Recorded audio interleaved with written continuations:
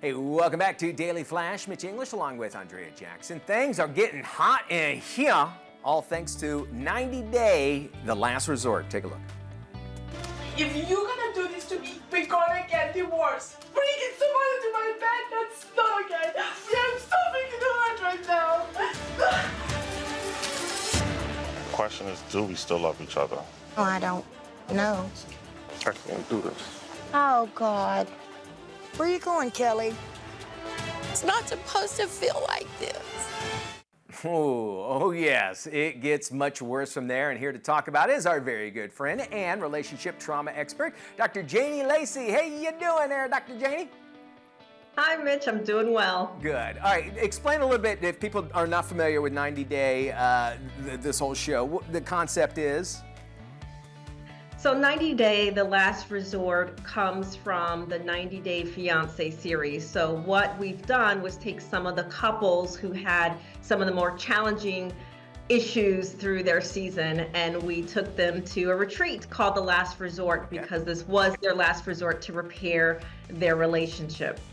All righty, and you know, you get to know somebody probably after 90 days is when you start to see who they really are. So that's what makes it interesting. However, out of all of them, who's the most dysfunctional couple on the show? Can you tell me that at least? Well, I think each couple, Mitch, has their unique experience, right? So they all have different dysfunctions, they all have different challenges.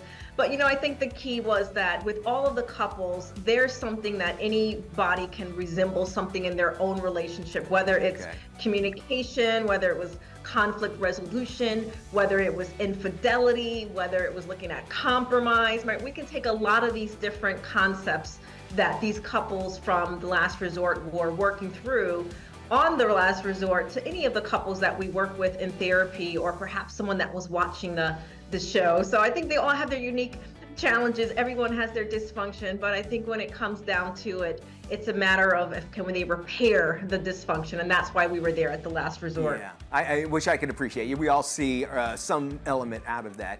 Is there some behind-the-scenes drama maybe you can spill and let us know?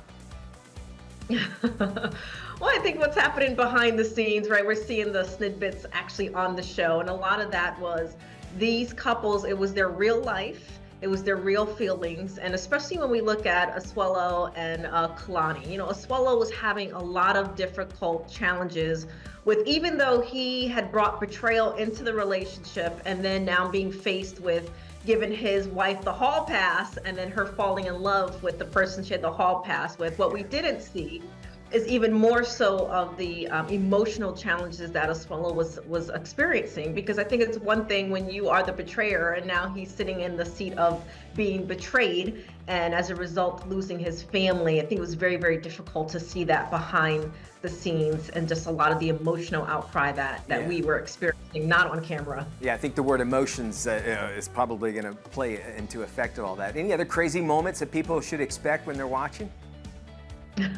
Well, good old Angela. I think a lot of times people, when they think about 90 Day Fiancé, they think about Angela and Michael.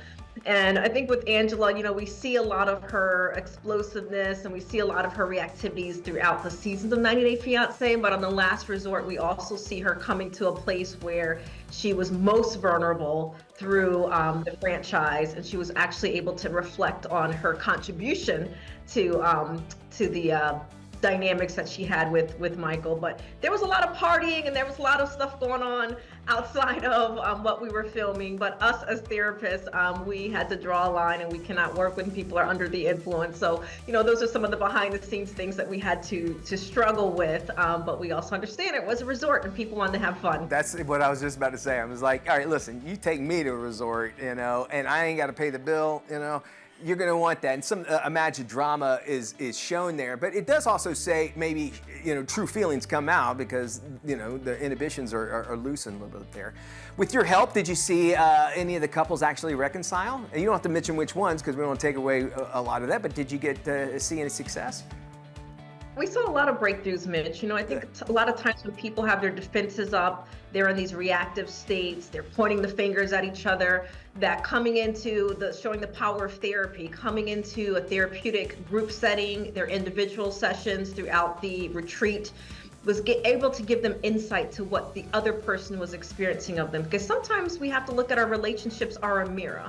But if we're looking at the mirror as someone that's hurting us versus being self-reflective and introspective of how we're contributing to that relationship, it can cause more harm than it's helpful. So we'll see through the last resort, several of the couples having breakthrough in their own self-reflection and how they contribute to their own self-suffering in the relationship. So that won't disappoint. You know, you mentioned earlier about like we see ourselves in other people, you know, whatever point you want to take out. But you also mentioned infidelity. How can a couple actually overcome infidelity? Not talking about a reality source, but in real life, in life, I guess you could say. You know, when you think about infidelity, it's like taking a tornado and running it through someone's house. Their house was their safety. It was their place of love, of all the things. So they have a place where when it happens in their house, so to speak, they're shocked. When you think about a tornado coming through your house, there's going to be a lot of shock. There's disbelief. There's a lot of different things happening. But one of the things that we do know, because a lot of times people do work through infidelity, Mitch, that we don't know because they're still together, is that it takes both people to have a growth mindset, but the person who's been betrayed, it's going to take some time to kind of go through that grief, PTSD symptoms, but the betrayer has to have some consistency. They have to take ownership. There has to be accountability, and that's going to contribute to them rebuilding trust and loyalty for the long term. And we know the most difficult part of rebuilding trust is 2 to 5 years of work, Mitch. Wow, that is a long time. So something to think about if you're thinking about going on the other side. Dr. Janie, thank you. I love having you on the show. Of course, you can check out 90 Day, of course, The Last Resort. It's on TLC. And if you want to get help with your relationship trauma, why not you check out Dr. Janie Lacy. You can go to the website at lifecounseling.solutions.com. We'll have the link on our website as well.